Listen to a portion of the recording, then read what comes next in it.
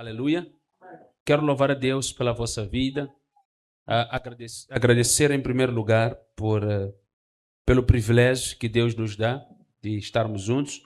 E também pelo domingo, foi um grande dia, um dia de alegria, um dia de festa, um dia de comunhão, um dia em que estivemos celebrando o que Deus tem feito por nós como igreja e como ministério. Dizer que não há mérito para ninguém, apenas para Deus toda glória e toda honra. Aleluia. Graças a Deus. Então, queridos, vamos aqui hoje para o tema que Deus nos propõe. As bênçãos de Deus são frutos do plantio da obediência. As bênçãos de Deus são fruto do plantio da obediência. As bênçãos de Deus são fruto do plantio da obediência. Ou seja, plantamos a obediência e colhemos frutos da parte de Deus. E este fruto podem ser também as bênçãos. Aleluia. Louvado seja Deus. Alguém está na igreja?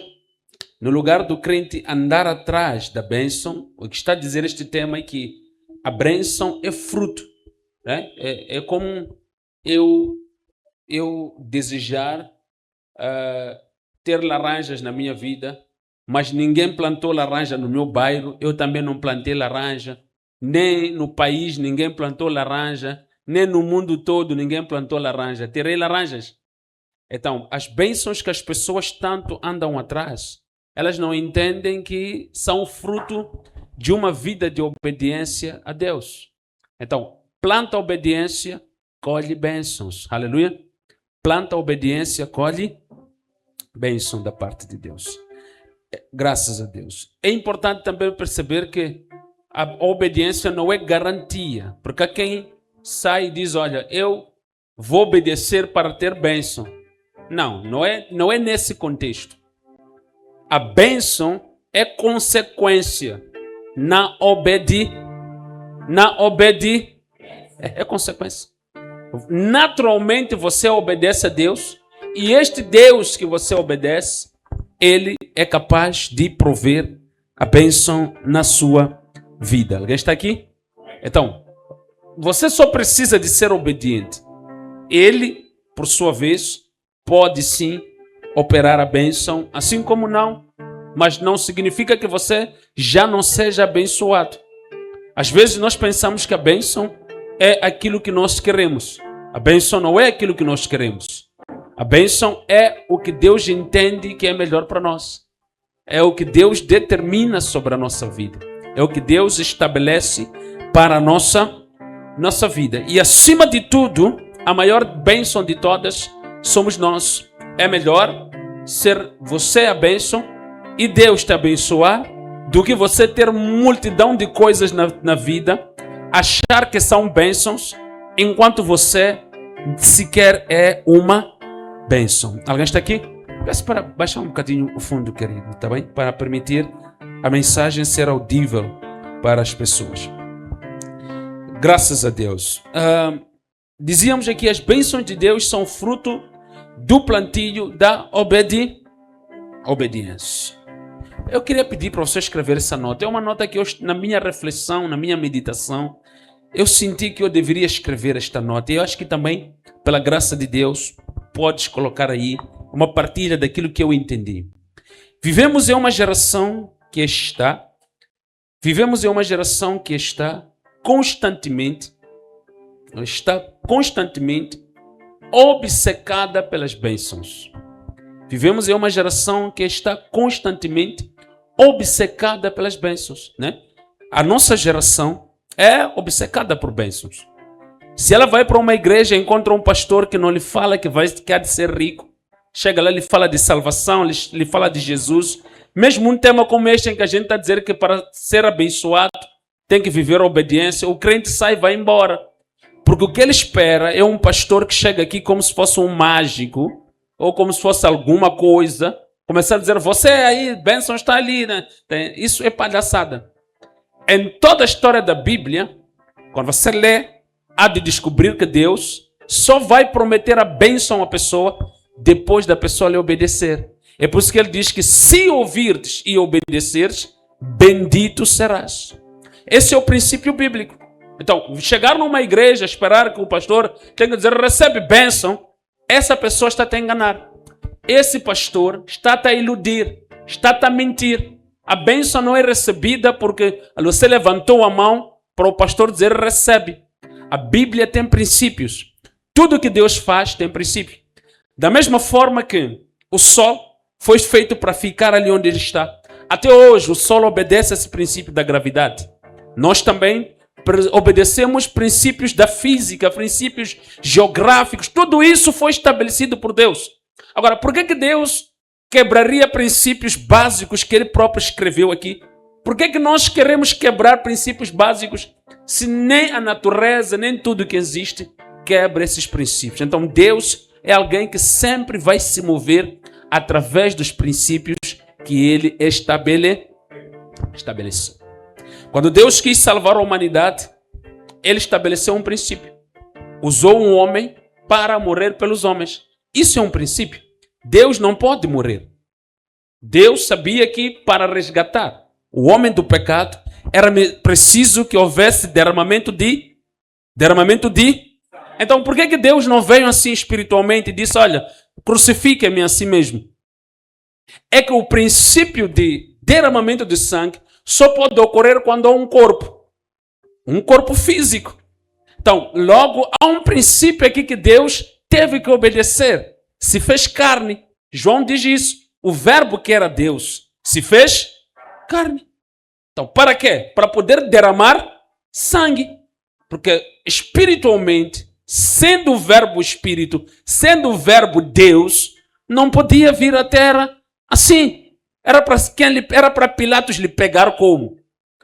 Era para Herodes lhe... Não sei se estou entendendo, estou a explicar aqui. Então, Deus é alguém que sempre obedece princípios em tudo que ele faz. Só que nós vivemos uma geração muito precipitada, que acha que vai fazer Deus violar princípios. E só se alegra quando o pastor faz um culto a dizer, você aí, sim pastor, recebe tua bênção. Eu recebo. Então, aí já fizemos culto, estamos felizes e vamos para casa, ficamos frustrados porque não somos ensinados a ver verdade. É muito importante. A verdade, Jesus quando diz que a verdade liberta, é porque ela transmite um conhecimento. E através do conhecimento a pessoa passa a ter consciência do que fazer, como fazer e quando fazer para chegar a um objetivo. Isso é a verdade, que é o conhecimento. Agora, uma pessoa, como é que eu posso dizer, sem conhecimento, é uma pessoa frustrada porque ela não sabe o que tem que fazer para chegar lá. Simplesmente só lhe disseram, chega.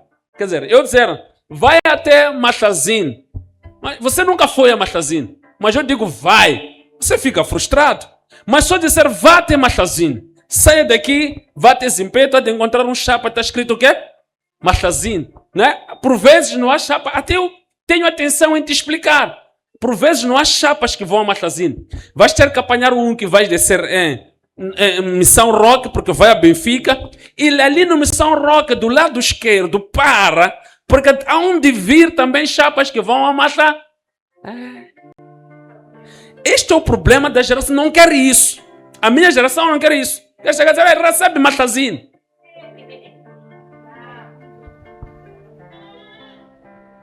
O amém já foi embora, né? Minha geração não tem paciência para isso. Pastor, só nos diga que é para irmos para Machazinho. Você chega e diz, olha, para você ser empresário, eu começo a investir tomate, arroz, batata. Faça alguma coisa. Não, pastor, me diga que eu hei de ser empresário. Mas como? Alguém está aqui? Não funciona. Há regras, há lei, há princípio para todas as coisas. E a Bíblia é um livro que ensina princípios. Se você acha que a Bíblia vai violar princípios para agradar a mim ou a ti, para nós sairmos emocionados no culto e achar que a Bíblia nos prometeu coisas sem princípios, então estamos enganados. Vamos continuar a pensar coisas, viver frustrados, começar a culpar Deus porque Ele devia ter feito, mas devia ter feito por quê? Como é que Ele devia ter feito? Quem é você para ele ter feito? Que princípio você seguiu para que ele tenha feito? Está alguém na igreja? É muito importante isto, para que a gente não caia no laço do inimigo, porque muita gente hoje segue falso profeta, falso ensino, falsos pastores, exatamente porque querem coisas do jeito delas, não do jeito da Bíblia, não do jeito de Deus. Mas se você for a Deus, Deus vai te dizer: espera, aprenda, até você amadurecer, até você crescer, até você estar aqui. Então, Deus vai fazer as coisas do jeito dele, não do teu jeito. Alguém está aqui? Então, dizíamos aqui, queridos, que vivemos em uma geração que está constantemente como? Obcecada pelas bênçãos. Pelas bênçãos, vírgula, assim como pelos milagres. Esta geração é obcecada por bênçãos, milagres. É um exemplo simples. Nós somos jovens, não somos jovens aqui? Se eu colocasse minha foto ali à frente da igreja e eu colocasse ali, né? A irmã colocasse ali escrito o Homem das Maravilhas, não é isso? Nossa irmã escrevesse o Homem das Maravilhas, venha no seu domingo. Eu ali assim. Te digo uma coisa com toda a verdade, sinceridade. Isto aqui é uma rua que todo mundo passa. Não seria possível nós termos um culto de hoje com cadeiras assim como estão. Mas por quê? O fruto, para você entender em que tempo nós estamos agora, você percebe que igrejas onde as pessoas dedicam-se ao ensino da palavra genuína e bíblica estão a ficar vazias. Igrejas onde as pessoas só são ditas: vem receber o teu milagre, todas as pessoas afluem para lá. É problema alguém desejar um milagre da parte de Deus? Não é problema. É problema uma igreja ser usada por Deus, ou o pastor, ou o irmão. Não é problema. A questão é, essas pessoas que querem milagres conhecem a Deus? Sabem quem é Deus? Se você sentar com ele e lhe perguntar quem é Jesus, ele consegue te citar um versículo sobre Jesus? Consegue te dizer por que Jesus morreu? E o que é o pecado? E ele mesmo era pecador, por que ele hoje sabe dizer por que ele mesmo é crente? Porque Paulo diz que é importante que vocês, Pedro diz que é importante que vocês cresçam no conhecimento de Cristo. Para quê? Para que vocês possam ter base para defender a vossa fé. Para quando vos perguntarem, para quando vos questionarem, vocês possam saber responder a respeito da vossa fé. Não está escrito isso? É? Então, não tem testemunho de fé em Cristo? Não é nada. Quer milagre? Só sabe dizer milagre? Milagre? Milagre? Amém ou não amém? Todos nós que estamos aqui acreditamos em milagres. Eu acredito em milagres. E creio que Deus faz e os faz e agora mesmo pode fazer aqui. Mas há uma coisa muito simples que nós temos que aprender. Não podemos olhar para Deus sob ponto de vista de milagres. Temos que olhar para Deus sob ponto de vista de caráter. Quem é Deus? Se você olhar para Deus sobre quem é, então você vai o encontrar. Se você olhar para Deus sobre o que Ele faz, então você não vai o achar. Porque Deus já se manifestou sobre o que Ele faz. Entretanto, todas as pessoas, quando olham para a natureza, conseguem ver o que Deus faz. Mas a pergunta é, os que as pessoas veem do que Deus fez, quantas pessoas se relacionaram com aquele que fez tudo o que eles veem? Quantas? Quantas pessoas buscam a Deus porque viram a árvore? Quantas pessoas já se aproximaram de Deus porque viram? Percebe, né? Então, amar o que Deus fez e se esquecer de quem Ele é o grande problema e é o problema da nossa geração. Precisamos de voltar, esquecer o que Ele fez. Claro, quando digo esquecer, não estou a dizer apagar a memória, mas estou a dizer olhar para Ele com base naquilo que Ele é. Naquilo que Ele é. Quando perguntaram para Pedro, muitos dizem que... Quem vocês dizem que eu sou? Porque é Jeremias. Por quê? Porque Jeremias profetizava. Você é Jeremias, você é Isaías. Por quê? Porque Isaías... você é Elias, porque Elias fez milagres. Percebe? Viam Jesus sobre o ponto de vista daquilo que eram as obras que ele efetuava. Mas observa uma coisa interessante que mexe comigo naquela pergunta. Quando Jesus pergunta, e vocês dizem que quem eu sou? Perceba o que ele vai dizer. Tu és Cristo. Perceba. Deu uma resposta que vai além do superficial. Ele foi a identidade e a essência de quem é Jesus. É por isso que Jesus responde, Pedro, te digo, não foi carne nem sangue que te revelou. Este mistério não é do homem, porque o homem só vê o que eu faço. Mas o Pai se revela àquele que quer conhecer quem eu sou de verdade. Aleluia! O homem diz que sou Elias porque viu-me a multiplicar os pães. E Elias sim foi usado a fazer milagres. Abriu o mar, abriu o rio Jordão, passou, etc. Viram tudo isso e de fato Elias foi usado em milagres. É por isso que me confundem com ele. Mas eu sou Cristo. Aleluia! Alguém veio à igreja hoje? Não foi carne nem sangue que te revelou. Então é isso que estamos a dizer. Busca conhecer a Deus. Ele como pessoa. Eu quero conhecer a ti, Deus. Eu sei que tu podes fazer muito mais do que eu penso, do que eu imagino. Mas não é sobre o que tu fazes. É sobre quem tu és. Alguém veio à igreja hoje? Aleluia. Então, já escrevemos? Dizia o que aqui? Diz que constantemente obcecada por bênçãos, não é isso?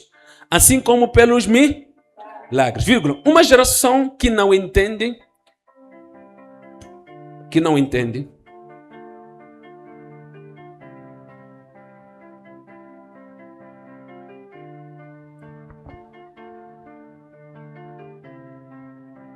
Que não entende.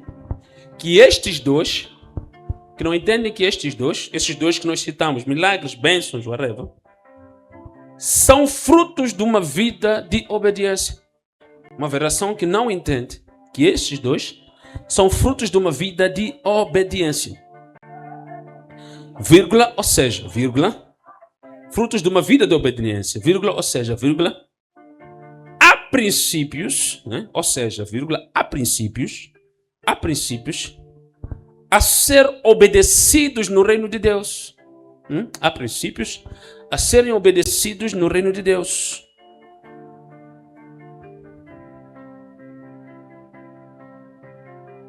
Há princípios a serem obedecidos no reino de Deus.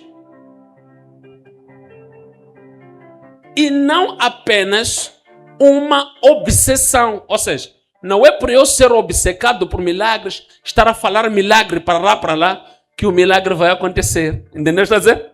Não é a minha obsessão. Eu poderia ser um pastor aqui, obcecado por milagres. Eu acredito em milagres. Falo o que Deus faz, verdade ou não? Você também fala e acredita. Mas nós não somos obcecados quando nos reunimos. O nosso objetivo é dizer, Deus, tu és santo. Maravilhoso, né? Queremos te conhecer. Encha-nos do teu espírito. Então, isso aí é uma prova material de que o teu coração não é obcecado. Você sabe que ele faz e crê e deseja que ele faz. Mas você não é obcecado. Quando você vai a ele, não vai por causa do milagre. É verdade que você pede que ele faz. Mas você vai por causa da tua intimidade com ele.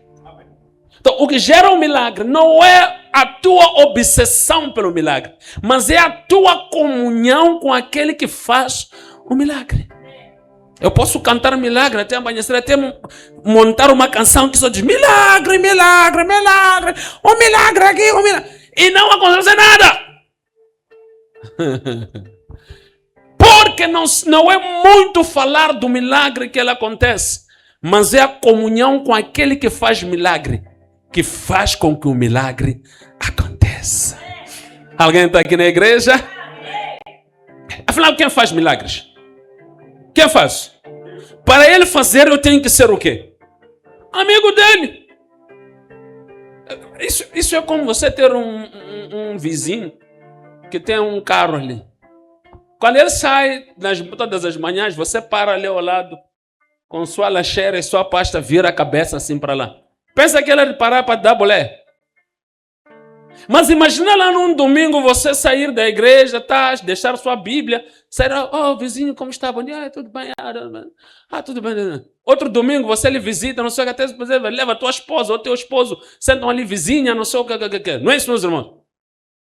Outro domingo você só de admirar ele bater a porta, vizinho, não vais trabalhar hoje. É para querer te dar boleia, pô. Ninguém vai à igreja hoje. Alguém está aqui? É o que nós estamos a dizer aqui. As pessoas estão preocupadas em pedir boleia a um vizinho que não tem relacionamento com ele. Vizinho, você não sabe que eu sou teu vizinho. És meu vizinho.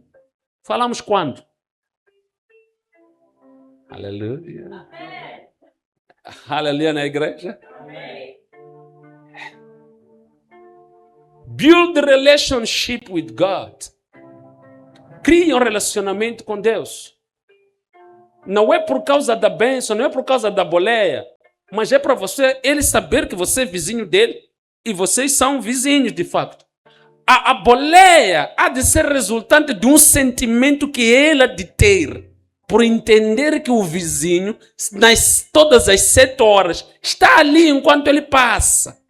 Que não vai construir nele um sentimento, ele vai ser proativo no sentimento dele, ao vir ter contigo, dizer ao vizinho, não, mas não é possível. Você é meu vizinho, vamos passar aí. Até ali no churrasco, você já conversou. Mas olha, vizinho, desculpa lá. Amanhã vamos juntos, pá. Nem pedi. Aleluia. Entendeu? Estamos a explicar aqui. É homem que pensa assim. É homem que faz isso. Agora imagina Deus. Você com relacionamento com Deus, bom com Deus. Se ele disser não é não, fica a saber que o não dele é bom para ti. Se ele disser sim, fica a saber que o sim dele também é bom para ti. Você começa a viver num entendimento e numa paz, numa comunhão sólida com Deus. Alguém está na igreja? Então, dissemos que não é o tanto dizer bênção que traz essa bênção e este milagre. Não é isso, meus irmãos? Então, escreva aí, por favor. As bênçãos de Deus podem ser divididas em 2 grupos.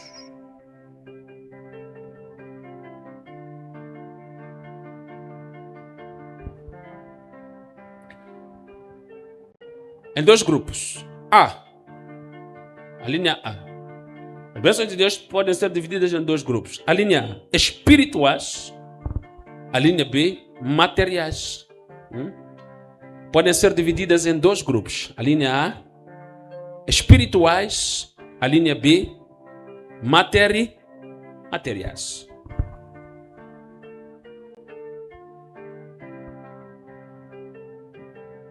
Quando o crente é um crente que gosta muito de coisas materiais, pode achar que Deus foi injusto conosco que nascemos no Novo Testamento, né? E foi justo com os do Velho Testamento, não é isso? Porque os do Velho Testamento, todas as promessas de bênção para Deus eram viradas a bens materiais. Sim, e de facto é justo. Porque havia ainda um trabalho de Deus de trazer o Messias nesta terra. Então tudo para eles tinha que terminar aqui na terra. Os homens morriam aqui na terra e sabiam que a ressurreição deles só podia acontecer se o Messias viesse, ou só podiam ter acesso a uma nova vida se o Messias viesse. Porque antes do Messias vir, eles quando morressem iam para o seio de Abraão e não tinham acesso ao paraíso. Então havia aqui uma limitação muito grande. Eu moro hoje, vou para o seio de Abraão, não sei o que é isso de estar no paraíso, não sei o que é isso de falar com Deus, estar lá a ver a glória de Deus, não sei o que é isso. Só sei que quando eu chegar lá e de ver o velho Abraão, simplesmente disso e acabou. Porque todas as promessas do Velho Testamento estavam dentro da aliança entre Deus e Abraão. Limitava-se a Abraão. Morria no Velho Testamento, só ia ver o velhote Abraão ali. Aleluia. Acabou. Era essa aliança.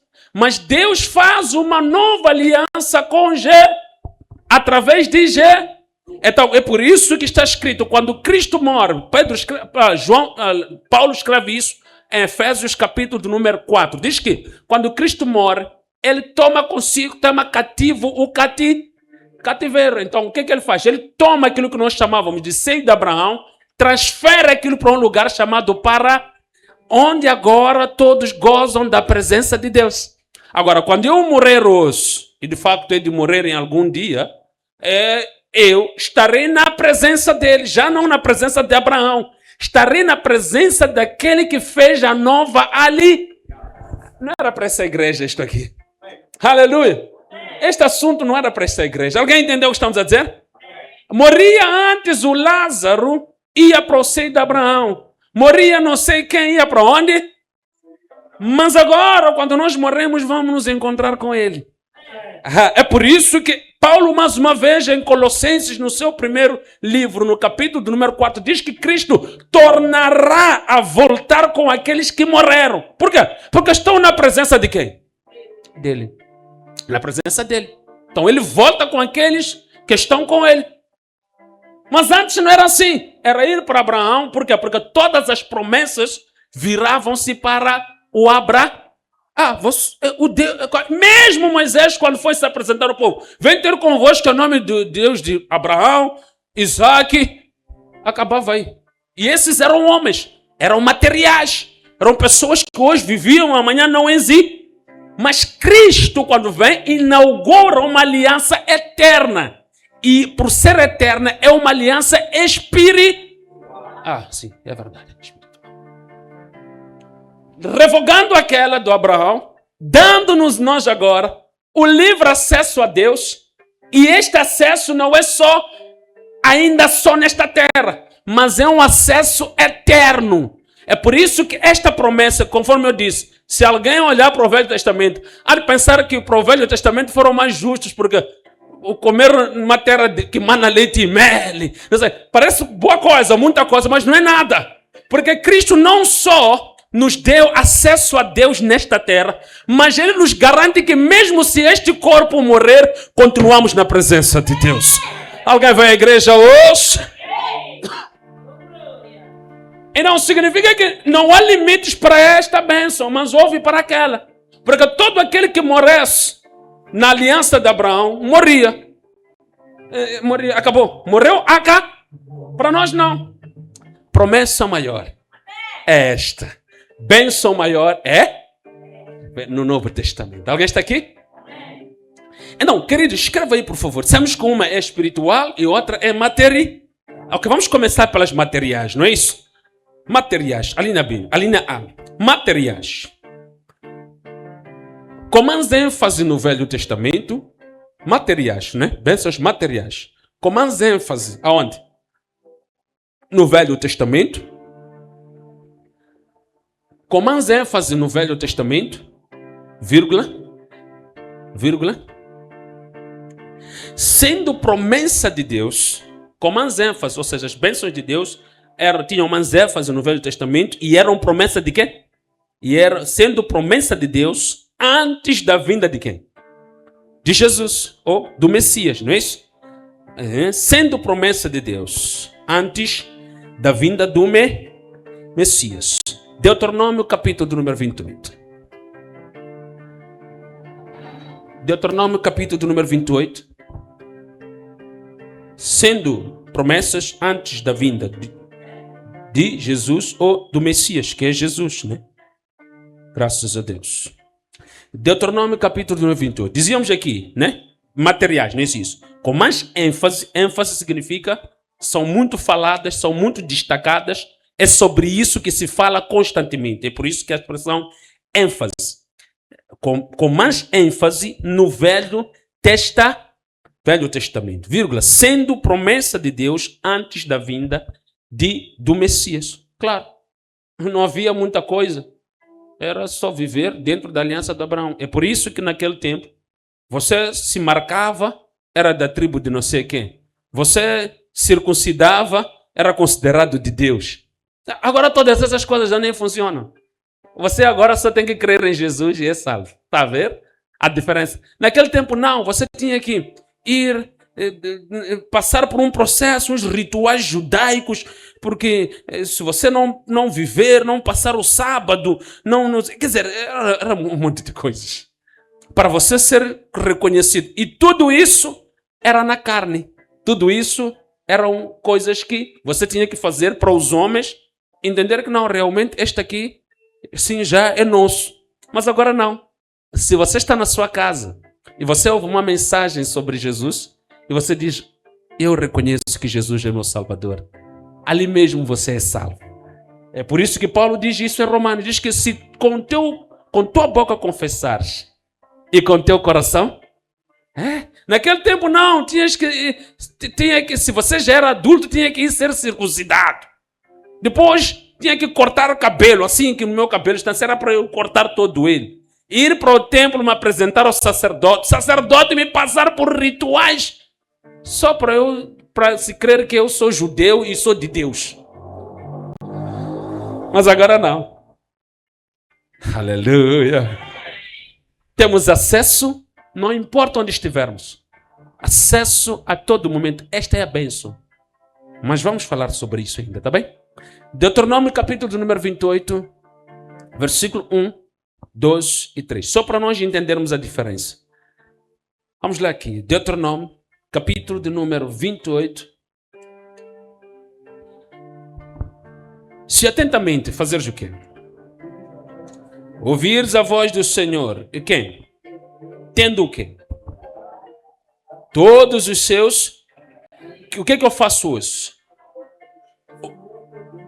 O Senhor teu Deus te exaltará sobre todas as nações da terra. Se fizeres o quê? Se fizeres o quê? Então, essas bênçãos que eles referem ao ouvir a voz do Senhor, quais são aqui no versículo de número 3?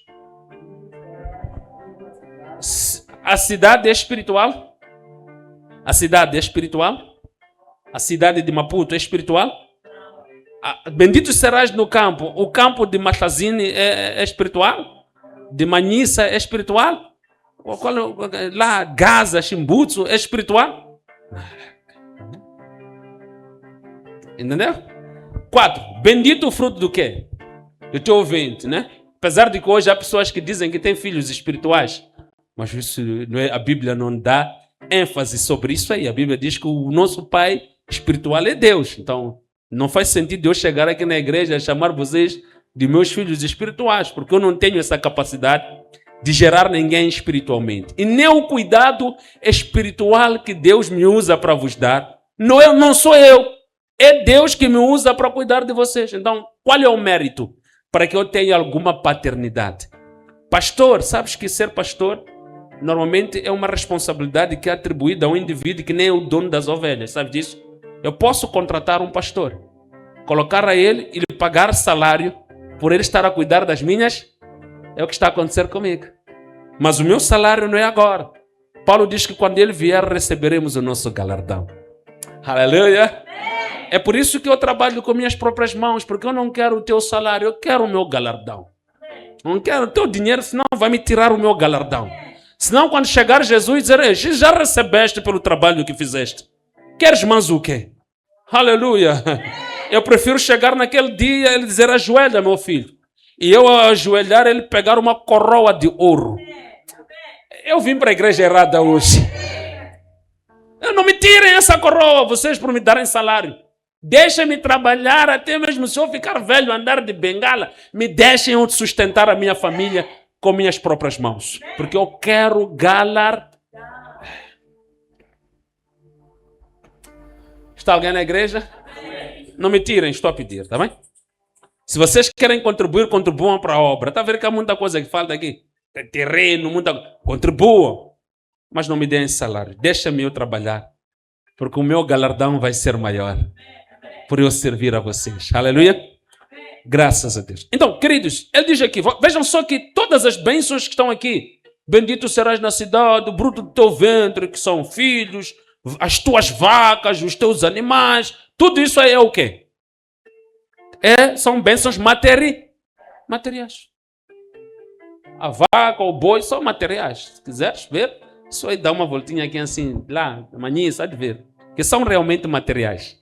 Aleluia. Graças a Deus. Então, ele está a dizer aqui, no Velho Testamento, Estas bênçãos eram matéria.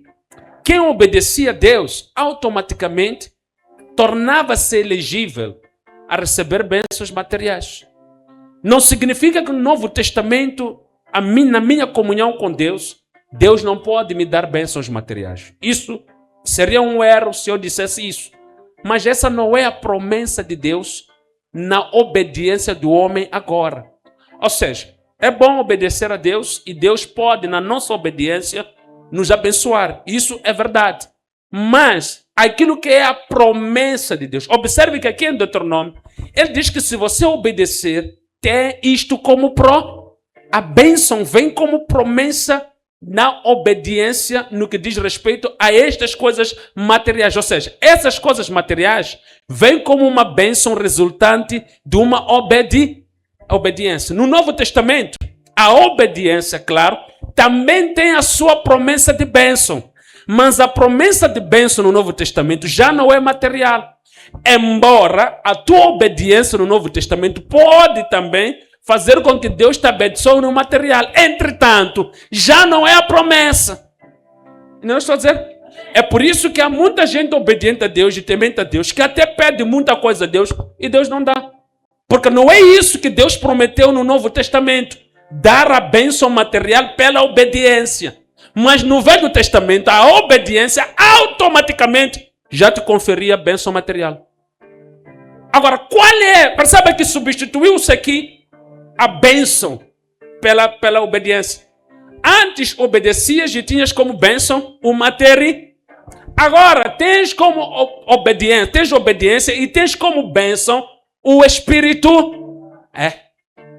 Embora a tua obediência a Deus, o seu temor a Deus, faça com que Deus se lembre de ti e te ajude em momentos difíceis, te capacite, te traga providência. Mas isso tudo ele não faz porque ele te prometeu. Faz porque ele entende a situação que você está entende a tua necessidade. Mas não é promessa, por isso que ele, às vezes, pode nem fazer. E você não tem o direito de zangar, porque não é isso que te prometeu no Novo Testamento. Você só pode zangar se você for obediente e o som da última trombeta tocar e você não ser arrebatado. Aí sim, você tem todo o direito de dizer: Deus, você me prometeu e não cumpriu.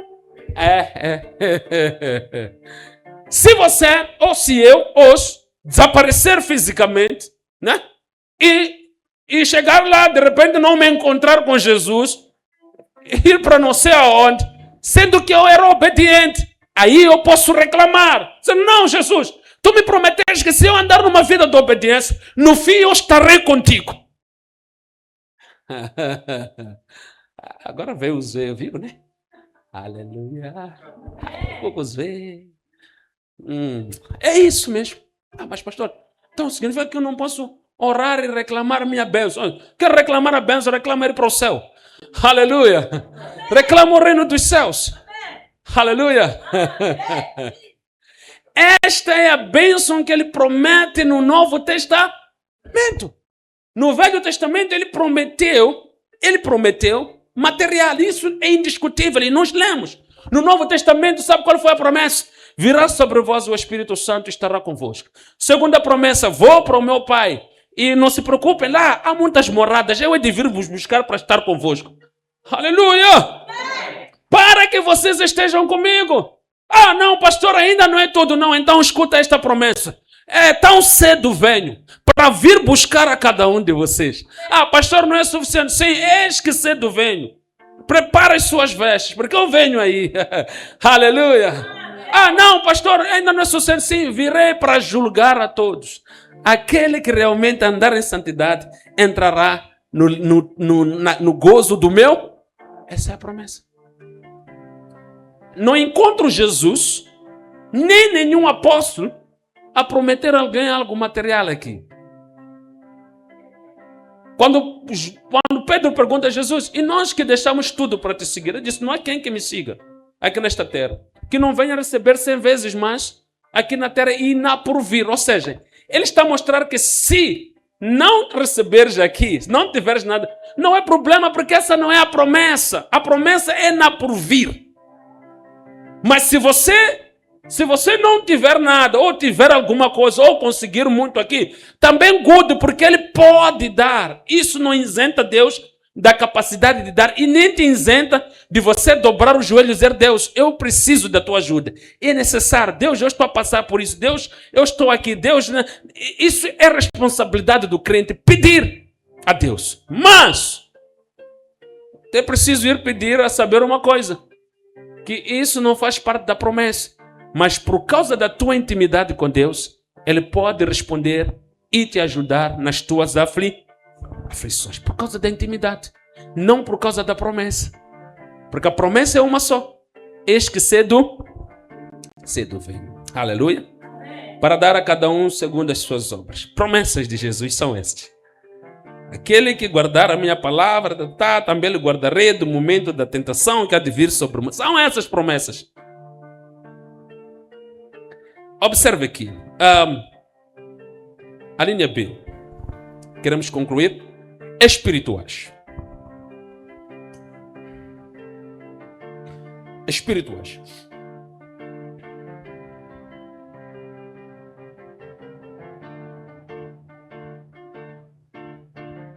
As bênçãos espirituais têm ênfase quando? No Novo Testamento. Tem ênfase no Novo Testamento.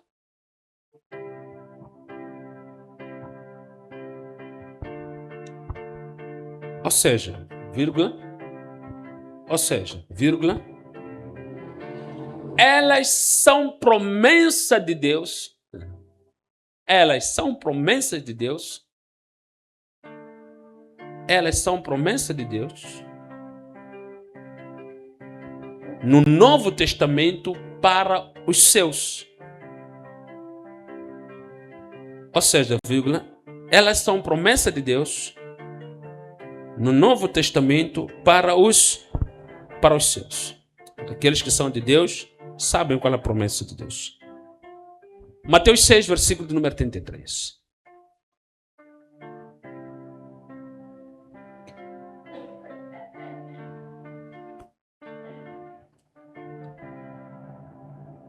Então alguém vai ser de Deus. Então, pastor, significa que eu não posso mais pedir pão a Deus. Veja a oração de Jesus no Pai Nosso. Ele é claro. Pai nosso que estás nos céus, santificado seja o vosso reino. Venha a nós, santificado seja o vosso nome. Venha a nós o vosso reino. Seja feita a sua vontade, assim na terra como é nos. Ele fecha a primeira parte, que é a parte onde ele mostra o domínio de Deus sobre nós e o anseio do homem para correr. Ele diz que a tua vontade seja feita, venha a nós a sua vontade. Ou seja, agora o que domina sobre nós, o que está enraizado sobre nós é a consciência do reino, não é isso? É. Depois é quando ele já pede o pão. Mas a essência dele, o pedido dele, a base dele, a consciência dele é ter Deus como quem domina sobre a vida dele e como quem ele tem comunhão com ele todos os dias. Amém ou não amém? Então, este aqui é o princípio. E Jesus sabe o que é que Deus realmente prometeu. Prometeu o reino. Então diz, venha o teu reino sobre nós. Então, o reino é que agora é a promessa de Deus para nós. E o pão pedimos porque estamos nesta terra. Precisamos do pão para comer, precisamos de roupa para vestir, precisamos de trabalho para trabalhar, comprar o pão, fazer muita coisa. É necessário. É por isso que podemos pedir a Deus. E Deus, na sua bondade, nos ajuda. Mas o que é que Deus prometeu? Ainda não estou a dizer? O que é que Deus prometeu? Há o que Deus prometeu e há o que Deus faz. Há o que Deus prometeu e há o que Deus nos ajuda. Há o que Deus prometeu e há o que Deus realiza por nós. Então, o que é que Deus prometeu? É isso que nós estamos a ver aqui. O reino dos céus. Então, vamos ler aqui. Mas Mateus 6, versículo 33. Diz o que aí? Mas façam o quê? O reino de Deus. E o quê? Por quê? Os serão acrescentados. Então, veja só. Jesus está a dizer que busquem em primeiro o reino dos céus. Porque esta aqui é a promessa de Deus. As demais coisas vos são acrescentadas. Por quê? Porque vocês realmente têm comunhão com aquele que é o dono do reino. Então ele pode vos ajudar nas vossas inquietações. É por isso que antes ele chama atenção, porque os crentes só viviam a dizer, nos dê pão. Diz, não é assim como ora o crente. Porque o pagão também pede isso.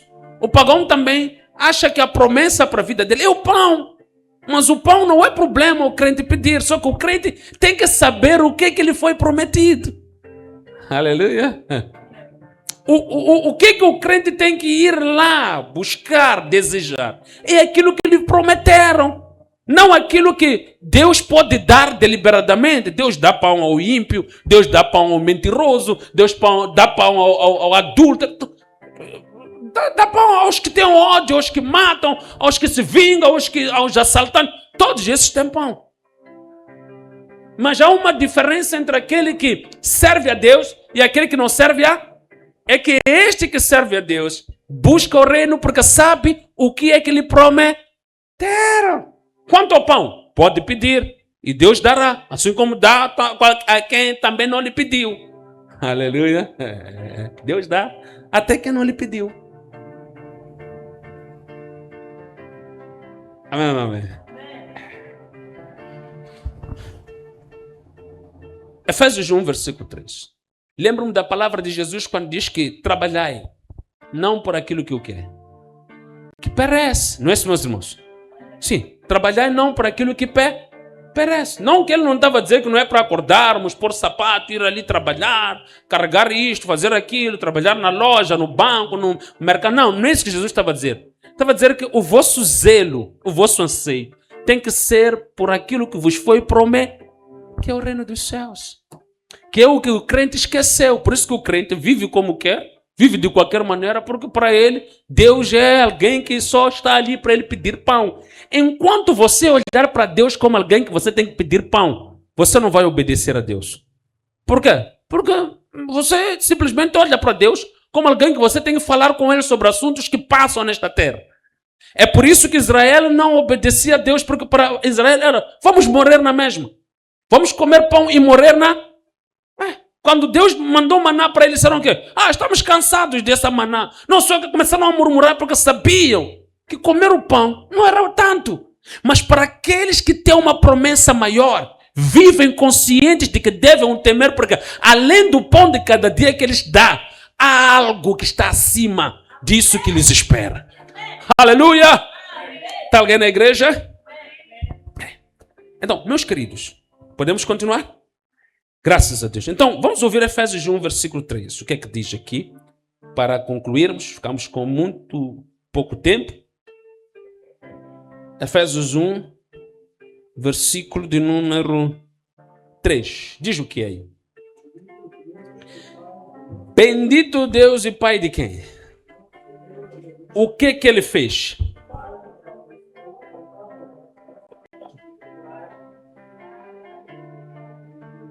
Fez o quê? Nos abençoou com as bênçãos do campo. Com todas as bênçãos espirituais. Os homens há muito tempo se matavam por causa de terra. Aquela minha terra é Deus que me deu. Hoje não, ninguém precisa matar ninguém por causa de terra hoje. Porque a nossa bênção não é a terra de Canaã. A nossa bênção é estar com Deus na eternidade. Há muito tempo morriam e viviam por aquilo, porque era a bênção deles. Davi saía com espada, matava. Saúl nem tinha nada a ver se é uma criança, matava aquela criança ali, por causa da terra. Porque aquela era a promessa de Deus. Mesmo depois de matar, esses homens não estavam em pecado. Por quê? Porque eles estavam a lutar por aquilo que Deus lhes prometeu como bênção. Homem que chega e mata a criança, você não acha que isso é um absurdo? Mas esse homem, depois de matar essa criança, não estava em pecado. Mas como assim, pastor? É porque ele estava a lutar pela bênção dele. Está alguém na igreja? Foi Deus até que ele disse, vai e mata tudo. E toma a bênção. E agora, como é que fica isso? Porque aquele ali era o alvo. E quanto a nós, que recebemos as bênçãos espirituais. Oh, meu Deus. Aleluia. Está alguém na igreja? Só vamos terminar por causa do tempo, mas esta mensagem é uma grande bênção. E Deus seja louvado. Aleluia. Então vamos ouvir aqui o que vai dizer Romanos no seu capítulo de número 8, versículo de número 32.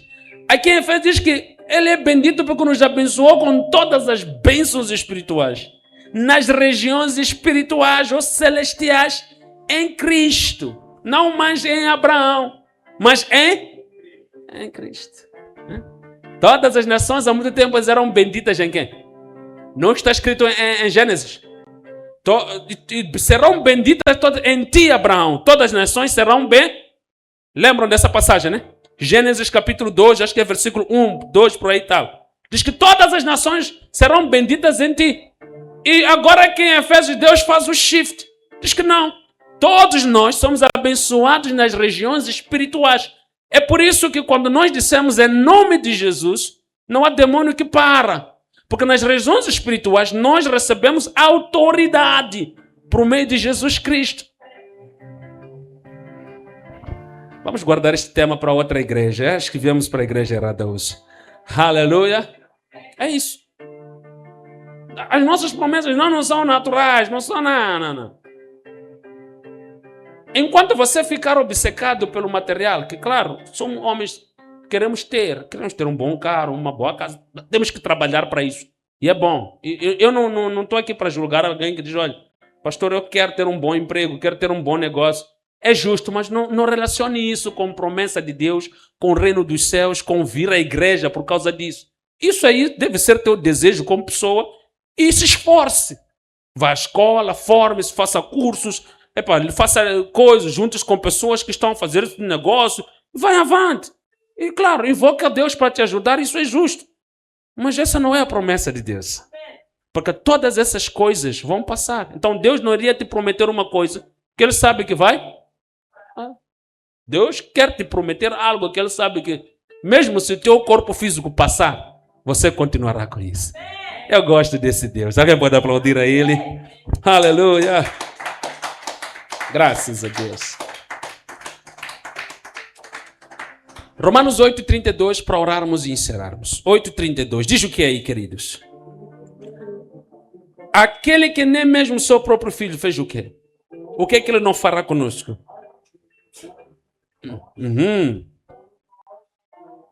Como não nos dará quem? Com Ele todas as coisas, não é? É por isso que no versículo 28, ou versículos anteriores, diz que aquele que está em Cristo já não há condenação para ele. E esta mesma pessoa aqui, meu irmão, sabe o que é passar nudez e não deixa Jesus? Sabe o que é passar fome? Não deixa Jesus. Porque todas essas coisas cooperam para o quê? Daqueles que amam o Senhor. E estes que amam o Senhor, são estes aqui que Deus é capaz de fazer muito mais do que eles pensam. Essa é a verdade. Deus é capaz, irmã Celeste, de fazer na minha vida. Eu aqui estou a falar de coisas materiais que eu nunca pensei. Mas isso não é porque eu sou alucinado por isso. Sou uma pessoa que, onde eu andar, estou pensando, o meu carro não chega.